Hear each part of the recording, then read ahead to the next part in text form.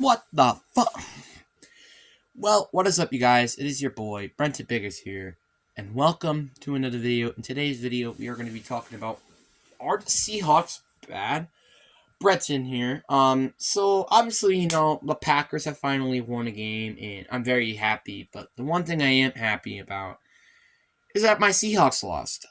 We lost 3-37 to the to the Ravens, and this is concerning because not because they're one of the best teams in the league, don't get me wrong. At least that makes it a little bit less. If it was like a terrible team, then it would suck. But at least this was going against a very good team. But the problem is this how we're going to be heading into the playoffs? Are we actually going to be this bad? Because obviously there are some players that actually played well. For example, JSN. He had another amazing game as a receiver. And honestly, good for him because the rest of his offense and defense sucked. There was nothing going well. Nothing was going amazing. And I'm very concerned with how this team is looking like heading into the season or heading right now. So let's just look at how our season has gone through so far.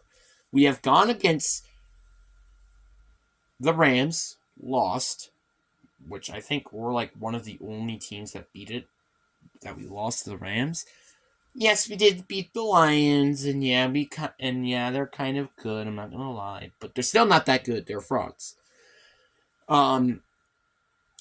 Then we beat the Cardinals kind of barely.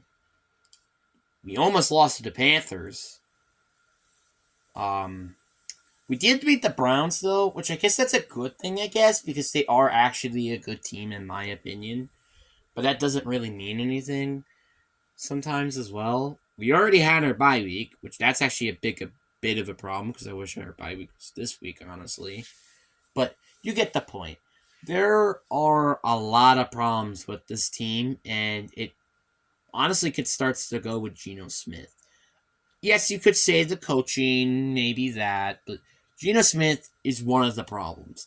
The lack of experience of terms of going against good teams and actually being good is one of his issues.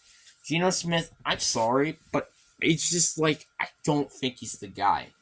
It's like, yeah, I think he's a good quarterback, don't get me wrong. Is he going to get us to a Super Bowl despite how good our roster is? No. First off, our O-line seems to be injury prone. I'm honestly very concerned with that on its own. So if our O-line could just get healthier, I honestly just hope that's the truth. Like, if our O-line could get healthy and also maybe get a better offensive lineman, no offense, but still, that would make this offense even more better. But still, I don't think we would go to a Super Bowl with this team. So now you're saying, okay, well, we know that Geno Smith is not going to be the guy. He lives kind of in like a Jimmy G. Now what? Yeah. What I want to do is tank. Yes, you hear me. Tank. Get one of the better quarterbacks in this class, and maybe develop him with a bridge quarterback like Josh Dobbs or something. Or Drew Lock even, like, since we have him on the roster for peeps' sakes. That's one thing I really hope that can happen, is that we could just do stuff like this that can help. I mean, see, heck, maybe Drew Lock is the guy. Who knows? Yeah, he did suck during the preseason, but the thing is, he just got into the scheme. Look at Geno Smith. He didn't look that well during when he was the Seahawks starting quarterback for a while. And look what he's been having for now. He's been an actual quarterback. Something he hasn't been for the past 2 years. Or, well, every year except his rookie year. But you get the point. It's interesting to see what our quarterback situation is going to look heading into the season.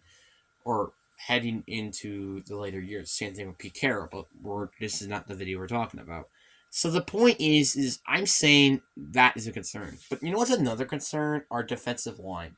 I mean, thank God we got Leonard Williams, and hopefully he can actually play good.